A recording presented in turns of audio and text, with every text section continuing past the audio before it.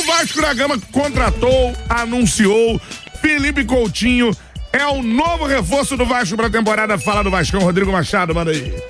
Pois é, hoje o vascaíno que não está rindo de orelha a orelha tá vivendo errado.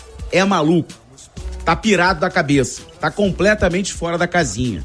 Porque agora há pouco, às 11h11, o Clube de Regatas Vasco da Gama teve o prazer de anunciar oficialmente o retorno de uma joia da base cruzmaltina, Felipe Coutinho. O acerto se deu ontem e agora, de maneira oficial, com tudo equacionado junto à FIFA, ao Aston Villa, ele foi anunciado pelo Gigante da Colina. A gente já sabe, o Breno vem informando, que o contrato será de empréstimo por uma temporada, 1 ano, até o meio do ano que vem. Foi uma longa negociação até as partes fecharem o negócio.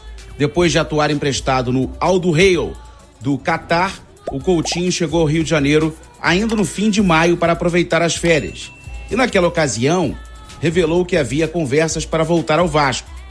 E aí, cara, o desejo do jogador, claro, foi crucial para o desfecho favorável ao Vasco nesse negócio. Durante esse período, o Coutinho e os representantes dele foram procurados por outros clubes, como, por exemplo, Cruzeiro, Botafogo, Fluminense e também o Grêmio. Só que todos eles ouviram que o meia daria preferência ao cruzmaltino. Só pra gente relembrar aqui a carreira do Coutinho, né?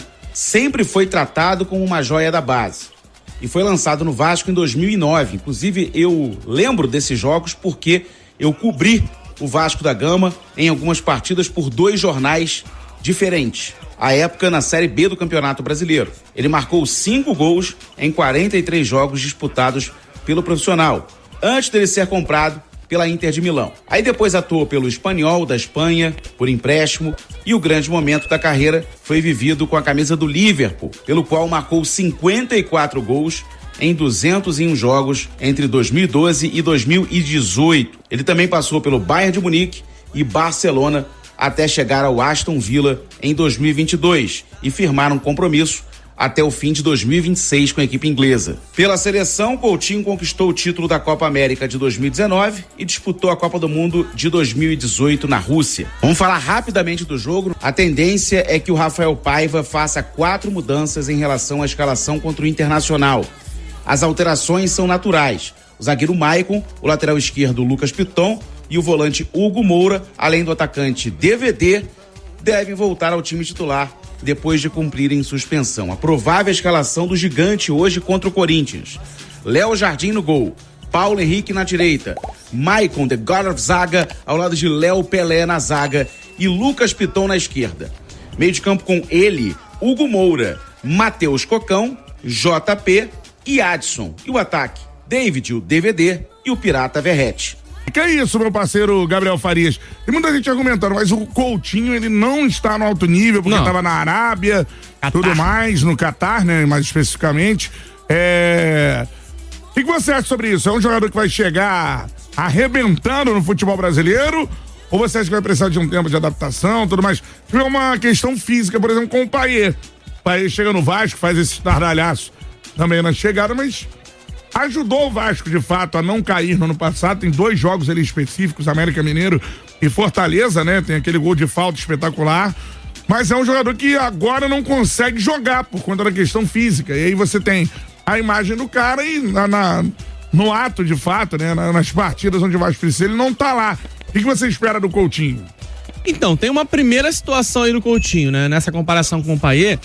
O Coutinho tem 32 anos, né? Ele tá numa fase muito mais legal fisicamente falando. O Payet já chegou um pouco mais velho, enquanto que o Coutinho chega muito mais saudável, digamos assim, para render mais. De fato, não é o melhor momento da carreira do Coutinho, né? Pegando a ficha dele aqui rapidamente, né? O Rodrigo Machado até falou no noticiário, ele deixa o Liverpool em 2018 e aí ele já migra para o Barcelona. Aí a gente tem Barcelona, uma passagenzinha no Bayern de Munique, volta para o Barcelona, Aston Villa. Realmente ele não conseguiu mais deslanchar, não conseguiu mais ser aquele jogador que a gente se acostumou a ver em altíssimo nível na Europa. Até na seleção, você lembra da Copa de 2018, ou seja, dá para dizer que a carreira dele tem um momento em 2018, uma ruptura do mais alto nível, caindo bastante. Claro que ele foi útil em algum momento para o Barcelona, claro que ele foi útil em algum momento para o Bayern de Munique na temporada em que esteve na Alemanha, mas de fato, né, ele teve uma queda de rendimento e isso está muito claro. Agora, a gente precisa entender como ele vai conseguir render no futebol nacional. Eu acho que ele tem potencial para sobrar muito aqui, mas muitos jogadores chegam e não conseguem deslanchar tanto. Vou lembrar de um exemplo aqui. Ano passado, se eu não me engano, o William no Corinthians. O William veio pro Corinthians e a gente imaginava que o William aqui teria qualidade para sobrar. Douglas Costa, por exemplo, tá aí no Fluminense, né? Quando voltou pro Grêmio naquela passagem, a gente imaginava também que seria um jogador com capacidade para fazer a diferença. E esses jogadores não conseguiram render aquilo que se imaginava. Não elevaram o nível de suas equipes. Isso a gente ainda não tem como saber, né? Só quando o Felipe Coutinho entrar em campo e começar a desempenhar pelo Vasco. Agora, previamente, o que eu posso falar é que é um jogador muito acima do nível do futebol brasileiro, um jogador que chega aqui com potencial para fazer a diferença e, como eu falei, bem amparado num contexto coletivo em que ele possa render bem. Aí você tem o Felipe Coutinho podendo elevar ainda mais o nível da sua equipe. O Marcelo, quando volta ao Fluminense e ganha uma Libertadores, ele não ganha sozinho. Tinha uma equipe jogando em volta que era muito boa, que rendia muito bem. E outros casos de jogadores que retornam da Europa e têm sucesso, muito por conta de clubes que estão bem estruturados e bem organizados. O Vasco vai ter que se mexer na janela, já tem nomes aí praticamente confirmados.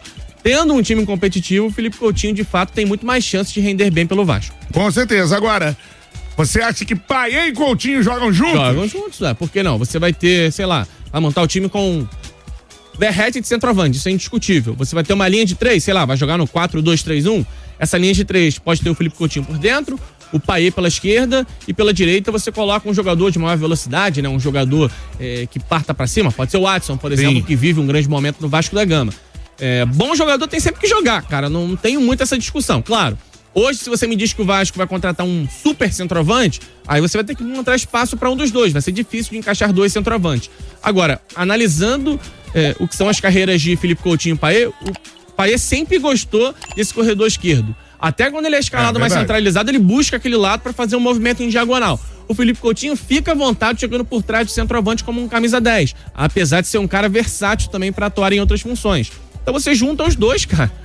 É claro, a parte física ela tem que ser levada em conta. Nesse momento, o Payet tá com muita dificuldade de jogar. Nem vejo o Payet nesse momento como titular por conta da dificuldade na parte física. Agora o Payet corrigindo isso vai jogar, pô. O Payet até atuava em outras funções no meio, né? Ele não era, muitas vezes, esse autêntico camisa 10. Eu lembro muito na seleção da França, acho que o Griezmann fazia mais essa função na seleção francesa, ele atuava ali como terceiro homem de meio campo, apesar de usar a 10 o Payet, né? O Griezmann usava a 7, né? Mas hoje ele foi adiantando por causa da questão física, de fato, né? E ficou por ali. E acho que o Coutinho também, ele pode atuar pelo lado. Também. Os gols que a gente lembra dele pela seleção brasileira, daquela questão de sair da esquerda, trazer pro meio aquela chapada de qualidade, né? São os golaços que ele fez pela seleção na Copa, por exemplo, né? Hoje em dia é até complicado você pegar e travar o meia na posição de camisa 10, né? Porque hoje o futebol tá muito congestionado por dentro. No corredor central você não tem mais liberdade pra jogar nada. E aí você tem que fazer o jogador flutuar. Geralmente o cara que vai ser o camisa 10, que vai ser o seu maestro, por exemplo, Arrascaeta no Flamengo, Paulo Henrique Ganso no Fluminense, Rafael Veiga no Palmeiras, sei lá, lembra aí de outros meses. Esses jogadores, geralmente, eles têm quase que um dispositivo de liberdade, né? Olha, você flutua entre linhas e você cai pelo lado que você achar mais confortável de acordo com o andamento da partida. O Felipe Coutinho vai ser esse cara, gente. Ele vai ser o cara que, de repente, não vai ter a responsabilidade de recompor uma segunda linha de marcação, vai ficar numa sobra já pra tentar engatilhar um contra-ataque. Eu acho que dá pra montar, claro. Você vai ter que pensar muito na parte física, Verratti, Payet, Coutinho, quem volta, quem retorna na marcação. Mas aí isso é uma missão pro treinador e eu acho que dá pra encaixar sim todo mundo na equipe.